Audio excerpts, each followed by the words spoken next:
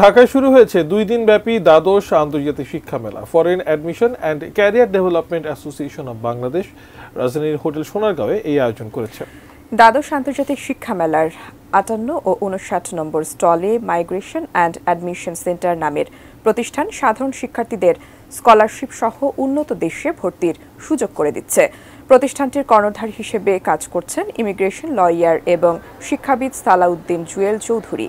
এছাড়া শিক্ষা মেলা, স্পট অ্যাডমিশন, বিদেশে ক্যারিয়ার গড়া, বিশ্বের 45টির অধিক দেশের 1000-এর অধিক র্যাঙ্কিংয়ের শীর্ষে থাকা বিশ্ববিদ্যালয়ের ভর্তি তথ্য, স্কলারশিপ সহ ভিসা আবেদন প্রক্রিয়া সম্পর্কে জানা যাবে। মেলার কার্যক্রম চলবে আগামীকাল রোববার পর্যন্ত। সকাল 10টা থেকে রাত 8টা পর্যন্ত শিক্ষার্থী, পেশাজীবী এবং দর্শনার্থীদের জন্য উন্মুক্ত থাকবে এই আয়োজন। আমরা 2020 থেকে বাংলাদেশে আমাদের কার্যক্রম শুরু করেছি এবং যে সমস্ত মাইগ্রেশন সিকার্সরা বাংলাদেশ থেকে বিভিন্ন দেশে skill migration, business migration, family migration বা এডুকেশন মাইগ্রেশন নিয়ে বিভিন্ন দেশে যেতে চায়, মাইগ্রেটেড হতে চায়, তাদেরকে আমরা ফুল সাপোর্ট দিয়ে যাচ্ছি। মাইগ্রেশন অ্যান্ড অ্যাডমিশন সেন্টারে আমাদের ক্লায়েন্টরা বা মাইগ্রেশন সিকাররা যদি আসে 100% সলিড অ্যান্ড পিওর ইনফরমেশনটা পাবে।